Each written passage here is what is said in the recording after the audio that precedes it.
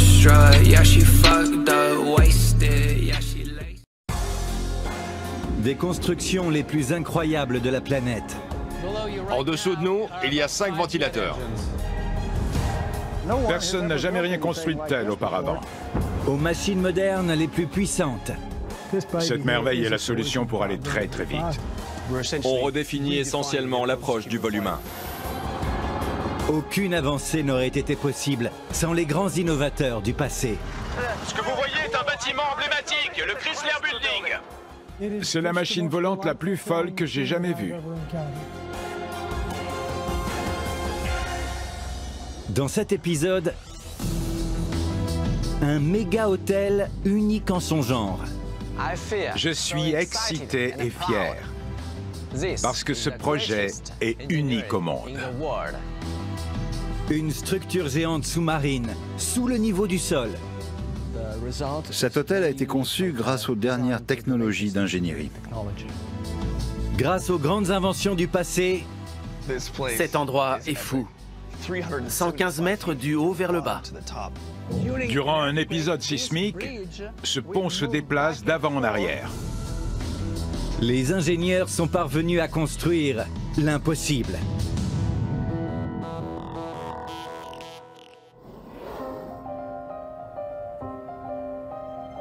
Shanghai, la ville du futur. Métropole où se mélangent haute technologie, architecture des plus avant-gardistes et prouesses d'ingénierie toujours plus impressionnantes. La compétition est rude pour créer des bâtiments uniques. Et les clients me demandent sans cesse de l'innovation. L'architecte Martin Jochman s'est vu confronté à un défi apparemment impossible à relever. Concevoir un hôtel qui se démarque dans une ville caractérisée par l'innovation. Sur un site hors du commun, à 90 mètres sous le niveau du sol, dans une carrière abandonnée et inondée. Quand je suis arrivé ici il y a 12 ans, il n'y avait qu'un trou dans le sol. Et au fil des ans, nous l'avons transformé. Martin a pour projet de créer l'un des bâtiments les plus inventifs au monde. Semblant tout droit tiré d'un film de James Bond, voici l'Intercontinental Shanghai Wonderland. Cet hôtel géant de 100 000 mètres carrés est le premier du genre sur la planète. Et cette partie est terminée? L'ingénieur en chef Xiaoxiang Chen a contribué à la réalisation de ce projet de plusieurs millions de dollars. Je suis excité et fier. Nous le sommes tous. Parce que ce projet est unique au monde.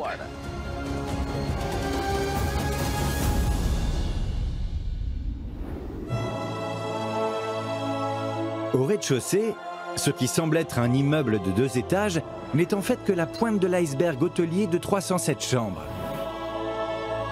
Un iceberg qui surplombe le précipice et descend à 90 mètres en contrebas.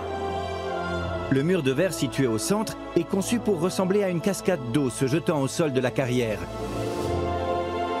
qui accueillera un lac submergeant ainsi les 2 étages inférieurs.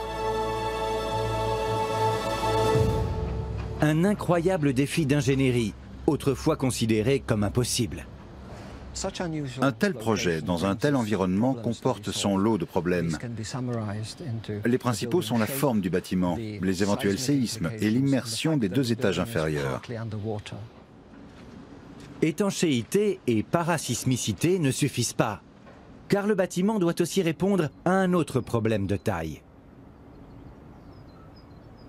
Le plus gros problème auquel nous avons été confrontés lors de la conception du bâtiment, c'est la carrière elle-même et la composition de la roche. Elle provient d'une éruption volcanique et s'est refroidie très rapidement. Ce qui signifie qu'une partie est assez solide, mais qu'une autre est très friable. Regardez comme elle s'effrite facilement dans la main. Ce problème devait donc être résolu avant de commencer quoi que ce soit, tant pour la sécurité des futurs clients que celle des travailleurs sur le chantier. Des falaises instables pouvant engendrer l'échec du projet, les constructeurs cherchent à s'inspirer des travaux d'ingénierie du passé.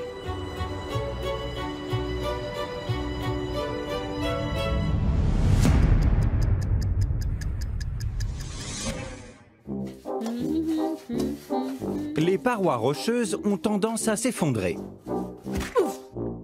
C'est pourquoi les humains les plus avisés se sont extraits des cavernes pour s'installer dans des maisons faites d'autres matériaux.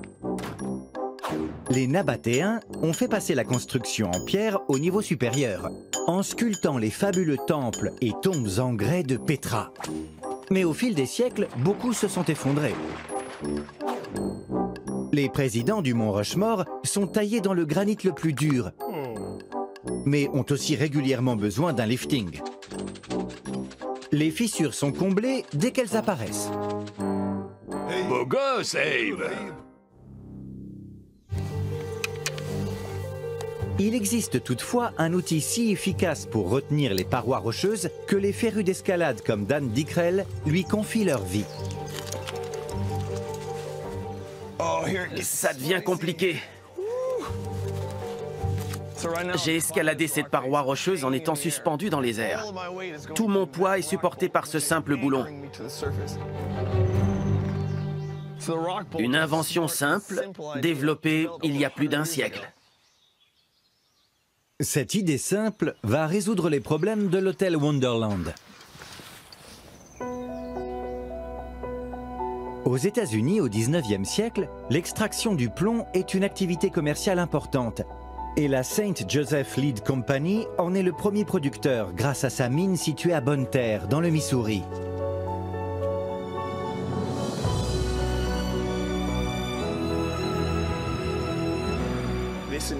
Cet incroyable projet est à l'époque la plus grande grotte jamais creusée par l'homme. On a 115 mètres de haut en bas. C'est également la première mine de plomb du monde. Impressionnant.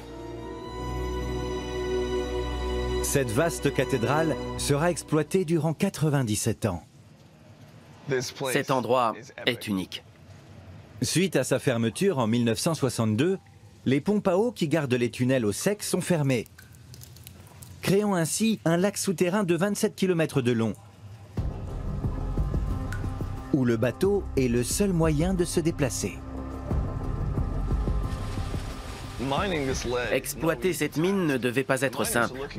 Les mineurs recherchaient les veines minérales dans la roche et devaient émietter d'énormes morceaux de minerai. Regardez ici.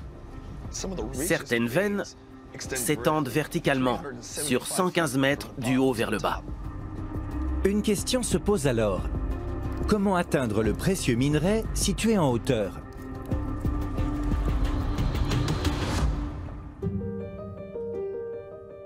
La St. Joseph Company est alors une entreprise qui se targue d'innover. Ses ingénieurs se voient confier la mission d'élaborer un moyen d'extraire le moindre gramme de minerai. Pour cela, ils vont devoir résoudre le problème de la hauteur des parois. Voilà ce qu'ils ont trouvé. Les trapèzes. C'est une série d'échafaudages suspendus au plafond. Les travailleurs s'affairaient à trouer le plafond à 100 mètres au-dessus du sol. Ils utilisaient des outils de plus de 30 kilos et déplaçaient des rochers extrêmement lourds. L'échafaudage devait être assez robuste pour supporter tout ce poids. Comment supporter tout ce poids avec les boulons récemment inventés? Voici un écrou centenaire. Regardez la fente à l'extrémité. Je vous explique comment ça s'installe. On perce un trou dans le plafond, dans lequel on enfonce un pieu de chêne à la pointe biseautée. Lorsque vous martelez le boulon contre le morceau de bois, son extrémité s'ouvre lentement pour créer un point d'ancrage très solide.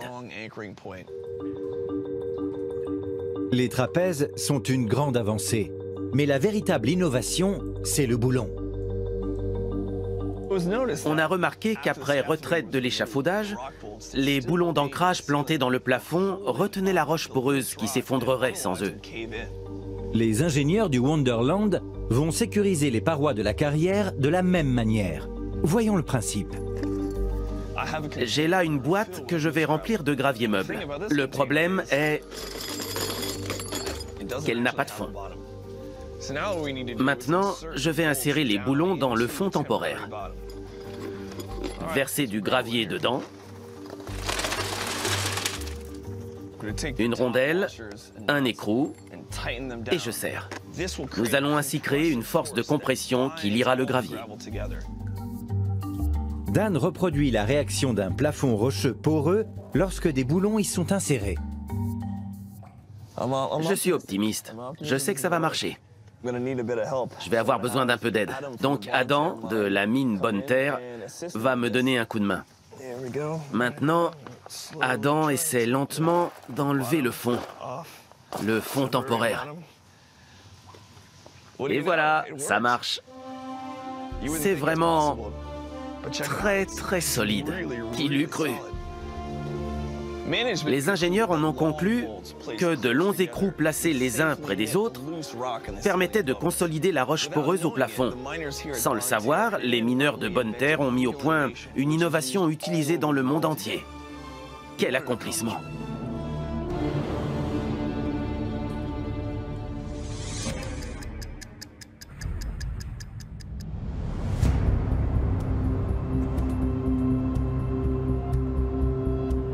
Comment les ingénieurs de Shanghai vont-ils se réapproprier cette découverte centenaire? Voici les boulons qui jouent un rôle fondamental dans la stabilisation des falaises. Ils sont disposés de manière à fixer et sécuriser la paroi selon nos besoins. Les parois rocheuses sont dynamitées à plusieurs endroits pour les aplanir. Puis, 6000 boulons d'ancrage surdimensionnés sont plantés. Ces boulons mesurent jusqu'à 15 mètres de long et sont placés à intervalles réguliers pour former une grille géante sur 5700 mètres carrés de parois rocheuses. Pour davantage de sécurité, la zone est recouverte d'un grillage métallique puis d'une fine couche de béton projeté.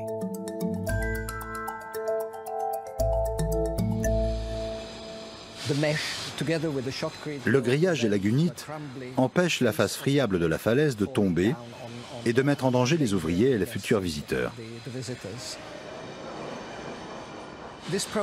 Ce processus est tout à fait unique, car il n'a jamais été utilisé à une telle échelle. C'était probablement le plus grand obstacle du projet, mais nous avons réussi à le surmonter.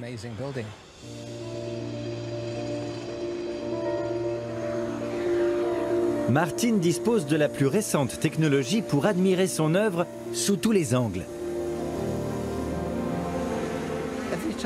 Chaque fois que je viens ici, je suis épaté par la transformation du site. Le drone me permet d'obtenir une image identique à mes dessins. Ces angles sont ce qui se rapproche le plus de ma vision du concept. C'est formidable.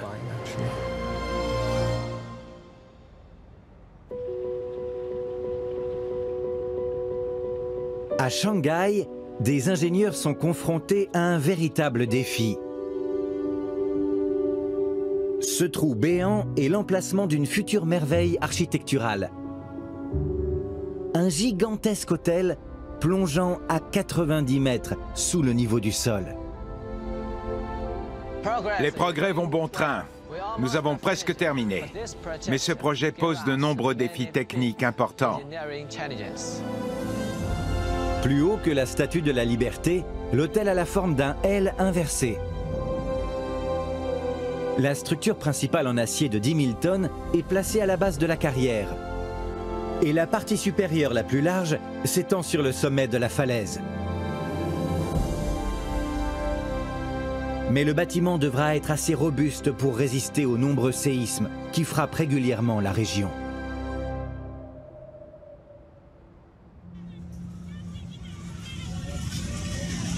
Il n'existe pas plus grande force destructrice que celle générée par un tremblement de terre. Et la Chine est l'une des régions sismiques les plus actives au monde. Point de convergence des plaques tectoniques indiennes et eurasiennes, le pays est parsemé de failles. Les ingénieurs locaux disposent de nombreuses méthodes parasismiques applicables aux bâtiments conventionnels. Mais celui qui nous intéresse est loin de l'être. Il n'y a pas de précédent en termes de résistance sismique. Pour résoudre le problème, nous nous sommes inspirés des principes antisismiques de base et nous sommes équipés des dernières technologies. Pour résister aux tremblements de terre, de massives fondations sont vitales.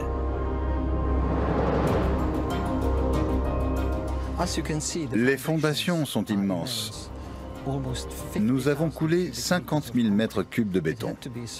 C'était obligatoire pour offrir la rigidité nécessaire à la structure d'acier et y encastrer les colonnes d'acier assez profondément afin de répondre aux réglementations sismiques.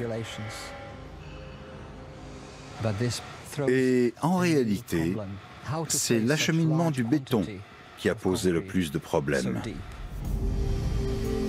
Pour acheminer une telle quantité de béton jusqu'au sol de la carrière, l'équipe va devoir défier la gravité. Le béton destiné aux fondations est mélangé en surface, puis livré à la base de la carrière. Mais s'il était directement envoyé à la verticale, le mélange commencerait à se séparer. Et une fois le sol atteint, il deviendrait inutilisable. Sur un chantier, le béton est normalement pompé vers le haut. Là, il devait descendre à 90 mètres de profondeur, ce qui a nécessité la création d'une nouvelle méthode de pompage. Vous vous occupez de ce mur? C'est la mission de l'ingénieur Xiaoxiang Chen et son équipe. Au cours de la construction, nous avons rencontré de nombreux obstacles. J'ai passé de très nombreuses nuits blanches pour réfléchir aux nombreux problèmes qu'on devait résoudre. L'équipe a trouvé un moyen de ralentir l'acheminement du béton et ainsi d'assurer un mélange stable en installant des stations de mélange supplémentaires. Le béton coule sur les 15 premiers mètres, puis arrive à une première station, où il est mélangé de nouveau.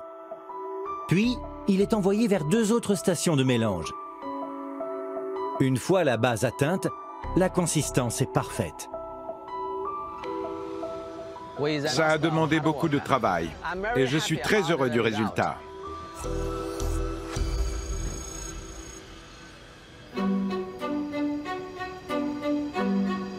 Mais 50 000 mètres cubes de béton ne suffiront pas à protéger la structure d'un tremblement de terre. Et en raison de la conception unique de l'hôtel, l'équipe doit trouver une solution pour éviter sa destruction en cas de secousse. Notre bâtiment étant fixé à 2 extrémités, en cas de tremblement de terre, les 2 parties du bâtiment se déplaceraient dans une direction différente et à vitesse différente. Nous avions donc un nouveau problème à résoudre. Pour éviter le désastre, les ingénieurs doivent trouver un moyen de protéger cette structure unique.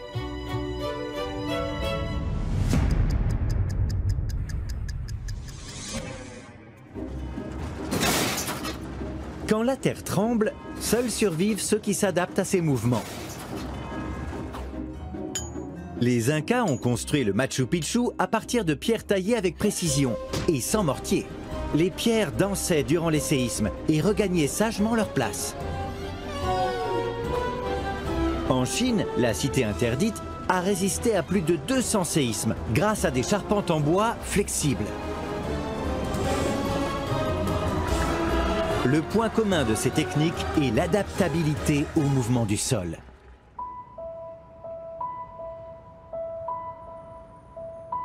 Plus que tout autre pays européen, l'Italie a subi des dizaines de séismes dévastateurs.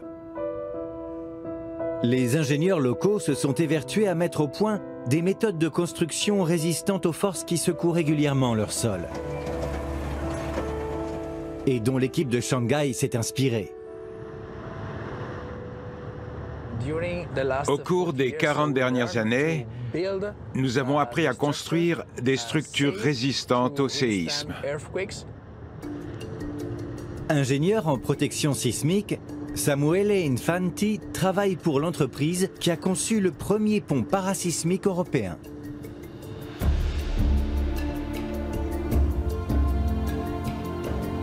Le viaduc de San Plagio. Composé de 2 ponts parallèles traversant le lac Carazzo, ces 1200 mètres sont restés intacts après le puissant tremblement de terre qui a détruit le village voisin.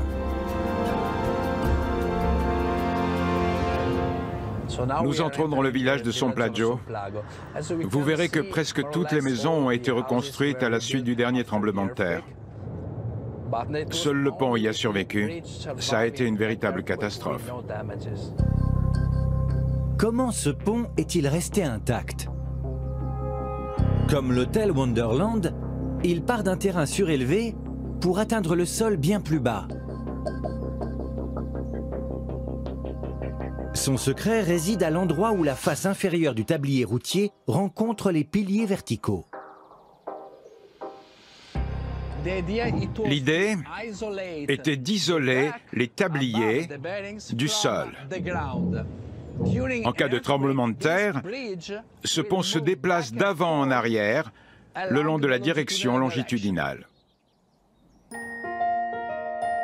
En utilisant un principe connu sous le nom d'isolation sismique, des roulements coiffent chaque pilier. Ces plaques métalliques coulissantes permettent au pont de se déplacer librement, le protégeant ainsi des secousses subies à sa base. Nous allons simuler l'effet d'un événement sismique. Voici la méthode conventionnelle de fixation du tablier au pilier. Sur le deuxième pont, du papier bulle jouera le rôle des roulements. Maintenant, ce pont est presque isolé. Et comme vous le voyez, il peut se déplacer dans tous les sens. Nos éléments de plastique feront l'effet d'un filtre. Ils filtreront précisément l'accélération subie au sol au moment d'un tremblement de terre. Samuele reproduit maintenant les vibrations d'un tremblement de terre.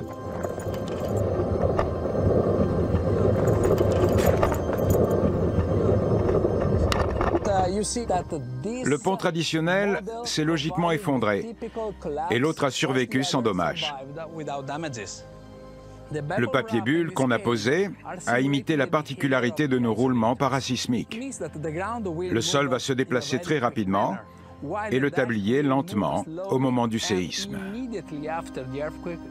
Le pont a survécu et il résistera au séisme suivant, quelle que soit leur magnitude. Il tiendra parfaitement debout. Le principe d'isolement a fait ses preuves partout dans le monde et sauvé un nombre incalculable de vies.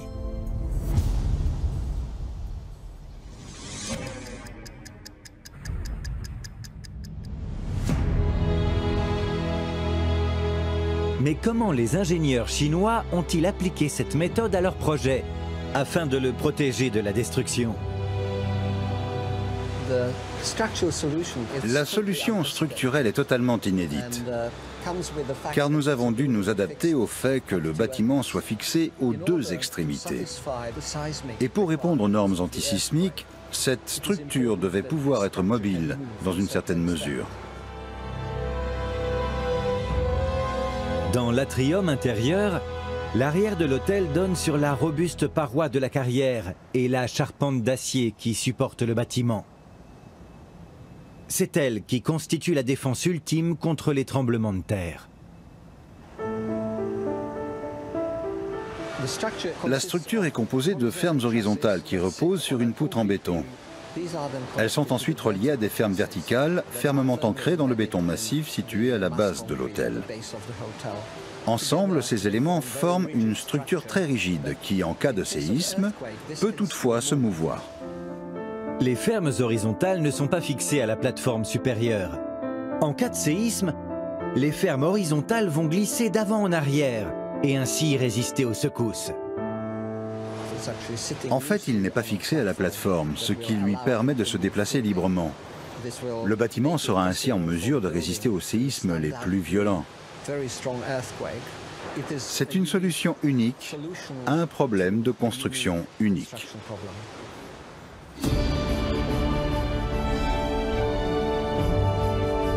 À Shanghai, des promoteurs ont investi des centaines de millions de dollars dans un trou pour créer un méga hôtel. Le premier jamais construit dans une carrière. Martin Jochman en est l'architecte.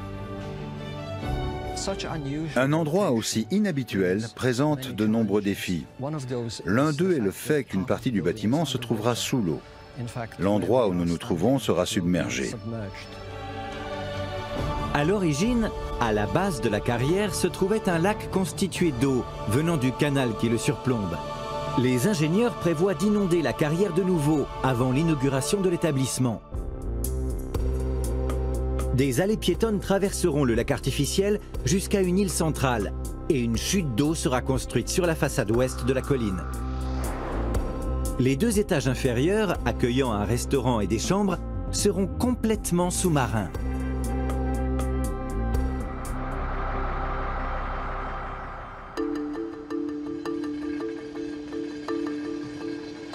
Nous nous sommes creusés la tête pour concevoir les chambres et les espaces publics sous-marins. L'architecte Hao Zheng supervise cette partie du projet. Il n'y a pas de lumière dans ce couloir parce que nous marchons actuellement dans l'espace sous-marin. Cette chambre sera très spéciale. Il n'y aura pas de fenêtre traditionnelle et à la place, il y aura un énorme aquarium. Pour transformer ce concept expérimental en réalité, les concepteurs doivent relever une mission apparemment impossible. Notre plus grand défi est de faire face à la pression de l'eau et d'assurer une parfaite étanchéité. L'eau doit se trouver au plus loin de la pièce. Un tel volume d'eau exercera une pression telle que le verre ordinaire se briserait et l'eau inonderait les pièces. Pour réaliser ce pari fou, les ingénieurs ont dû se pencher sur une merveille volante des années 1940.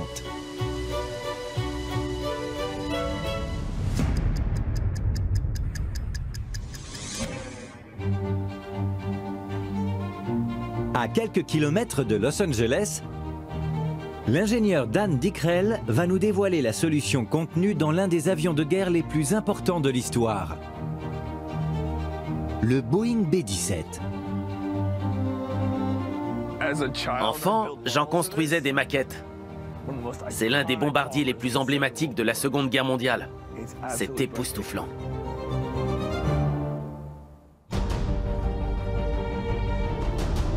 Surnommée la forteresse volante, cette machine de guerre blindée a été conçue pour voler en territoire ennemi et y effectuer des bombardements diurnes. 1, 2, 3, 4, 5, 6, 7, 8, 9, 10. On recommence au numéro 3. Voici l'un des rares modèles encore en état de voler.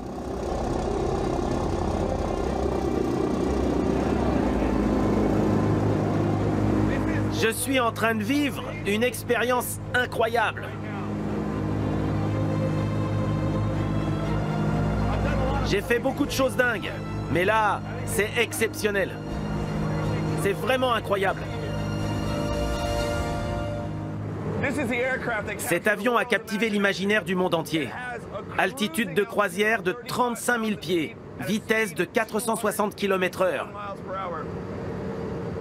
Il pèse 29 tonnes. C'est un avion très solide. Pendant la guerre, un de ces appareils est revenu à sa base, malgré 2 moteurs morts et 180 trous de flak. La carlingue était du gruyère. et il est revenu sain et sauf, ce qui témoigne de la solidité de cet appareil. Mais une partie de l'avion devait encore être solidifiée, et le problème allait rapidement être résolu. Les premières versions du B-17 avaient un point faible. Le nez original du B-17 était composé d'un cadre métallique et de verre véritable. Comme tout le monde le sait, le verre, ça éclate. Et c'était dangereux pour les personnes situées derrière la vitre, car d'énormes quantités de bris de verre leur arrivaient dessus. Pour résoudre ce défaut potentiellement fatal, les modèles ultérieurs seront équipés d'un dôme en plexiglas, matériau tout récemment découvert.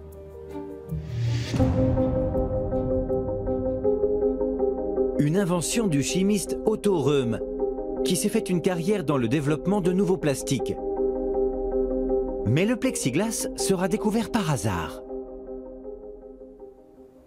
Röhm avait placé un acrylique rudimentaire dans une boîte de pétri.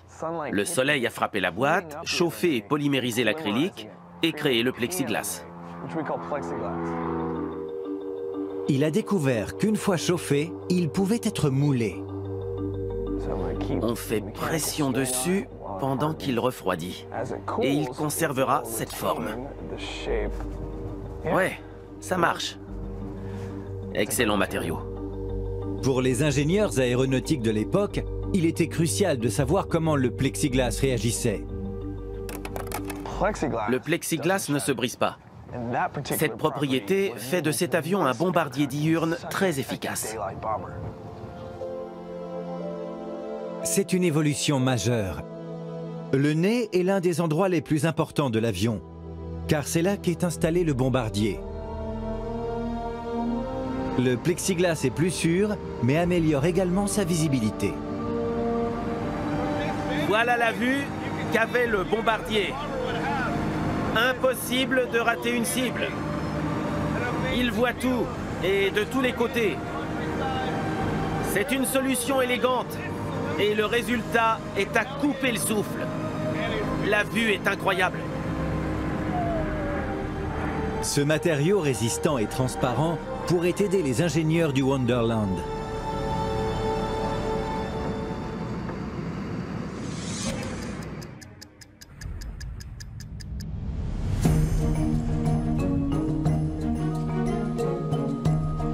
Dans les gigantesques fondations de béton se trouvent d'énormes réservoirs d'eau. Nous voulons offrir une vaste vue sur les réservoirs, aussi clair que possible. Mais à cause de la pression de l'eau, le matériau doit être très épais. Nous avons donc trouvé ce verre acrylique qui fait entre 13 et 16 cm d'épaisseur et à travers lequel on voit très bien. C'est le matériau idéal. Mais l'augmentation de l'épaisseur en implique une de poids. Cette fenêtre pèse plus de 2 tonnes. Le verre acrylique est très lourd. Il faut 4 personnes pour la soulever avec des chaînes.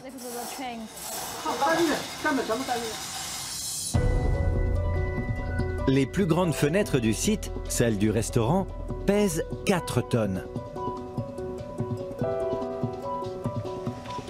Nous sommes dans le plus grand espace sous l'eau. C'est la salle de réception du restaurant.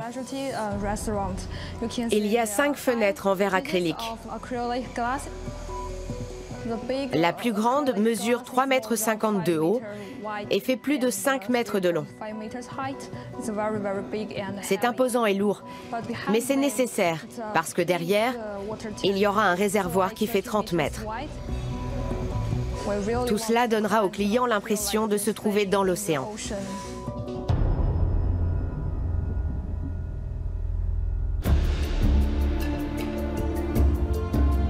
Shanghai est célèbre pour ses structures innovantes qui parsèment son horizon.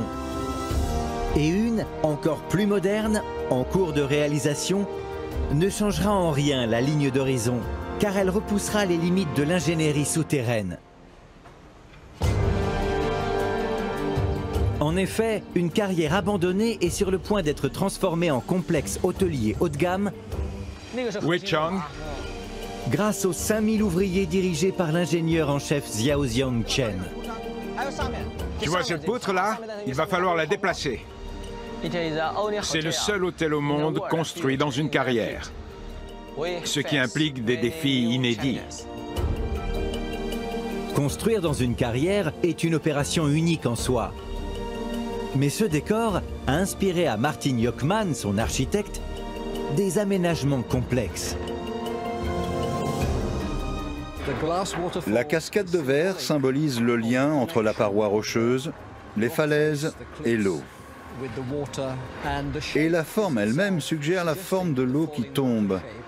C'est la partie la plus complexe de toute la structure parce qu'elle est courbée, irrégulière et couverte de verre. Son assemblage est un véritable défi.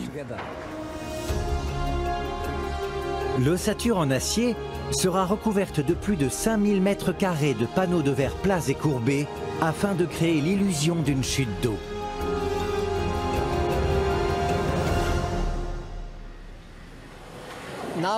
Nous sommes dans la chute d'eau. Elle sera équipée d'ascenseurs panoramiques qui emmèneront les clients de cet étage à la base ou à leur chambre. Quand je vois ce qui a été accompli, je suis très heureux que mon idée originale, esquissée il y a longtemps, prenne enfin vie. Tout le mérite revient aux personnes qui ont conçu et construit cette structure unique au monde. La phase suivante consistera à remplir la carrière d'eau afin de créer le lac artificiel. 200 millions de litres d'eau seront nécessaires. Le processus est lent. Nous sommes en train de remplir la carrière d'eau. Je suis très excité. Il nous faudra 4 mois pour la remplir, mais je suis patient.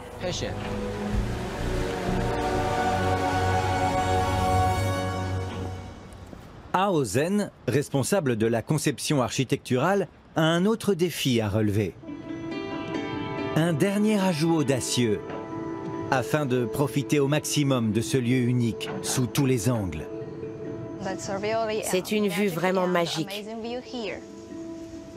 Se trouver en bas et lever les yeux offre des sensations exceptionnelles. Mais nous voulons aussi offrir une vue exceptionnelle depuis le sommet de la falaise. L'équipe souhaite créer une passerelle, suspendue à 90 mètres de haut. Le projet est ambitieux. Construire cette passerelle est un véritable défi pour nous. Nous voulons construire quelque chose d'assez robuste et sûr qui s'extrait de la paroi de la falaise. La mission risque d'être bien compliquée. La solution pourrait résider dans une innovation technique créée par un ingénieur du passé.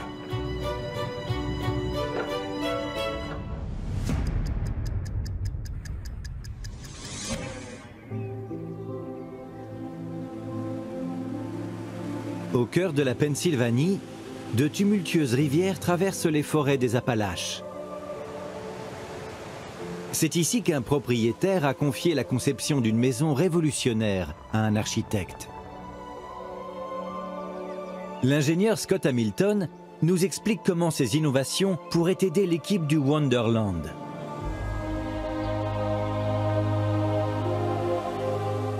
Incroyable. L'architecture est vraiment étonnante. Elle défie le sol sur lequel elle est construite. Beaucoup l'ont décrite comme la maison la plus célèbre d'Amérique. La Falling Water House est le chef-d'œuvre de l'architecte Frank Lloyd Wright.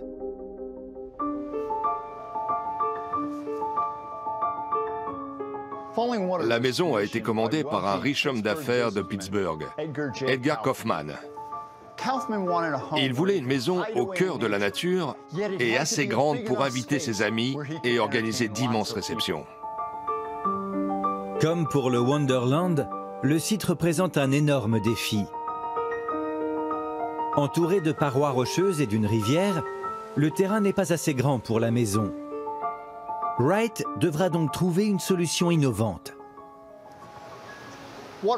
Voici ce que Wright a trouvé. 3 étages et des balcons gigantesques, sans support apparent. La construction semble flotter dans les airs.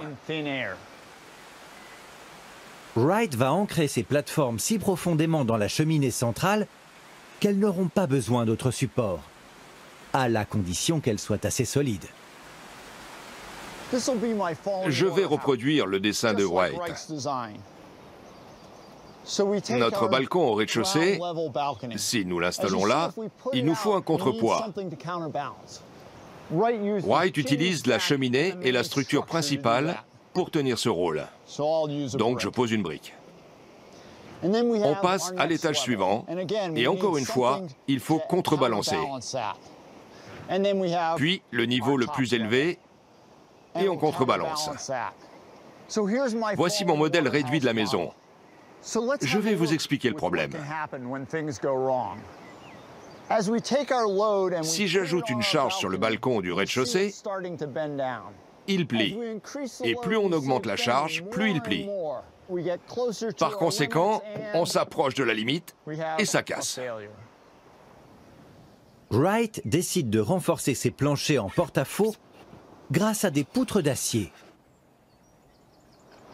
Notre plancher a été renforcé. Voyons ce qui se passe maintenant. On place notre charge et le sol tient parfaitement. Cette conception repose sur un savant mélange de géométrie, de calcul des forces de traction et de compression. Si une seule partie vient à manquer, toute la structure s'écroule. Pour l'époque, c'était innovant. Cette maison est un trésor national et un véritable exploit technique.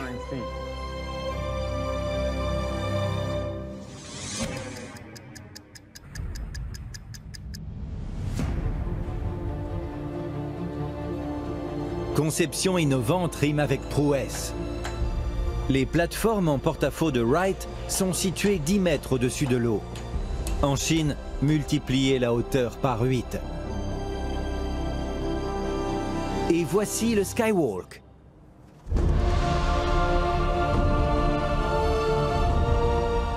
Nous sommes à 80 mètres au-dessus du sol de la carrière. Pour créer cette structure, l'équipe s'est inspirée des trouvailles de Wright. La passerelle est suspendue grâce à une installation en porte-à-faux. Nous avons inséré de nombreuses barres renforcées dans la roche, de manière à créer ensuite une base de béton.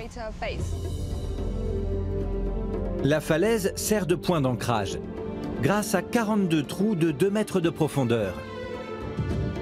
Des poutres d'acier y ont ensuite été insérées, afin de supporter les 74 mètres linéaires de verre armé. C'est une véritable prouesse technique. Nous utilisons des idées centenaires que nous avons rajeunies grâce à la technologie moderne. J'adore cet endroit. Il offre la meilleure vue possible de l'ingénierie utilisée pour bâtir cet incroyable hôtel.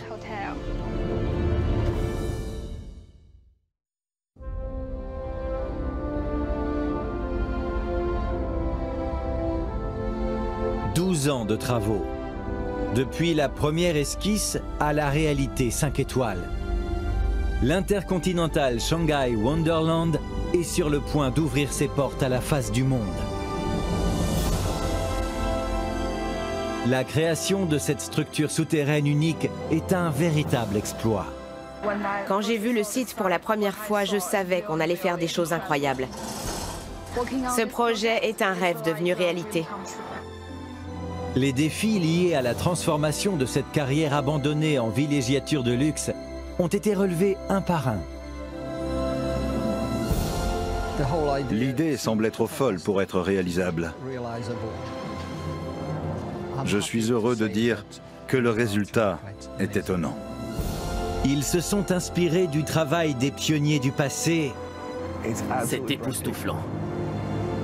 En s'adaptant, en surdimensionnant et en innovant. Les ingénieurs et architectes de cette merveille, unique en son genre, sont parvenus à construire l'impossible. C'est un projet très important dans ma carrière. Quand le premier client arrivera, j'en aurai les larmes aux yeux.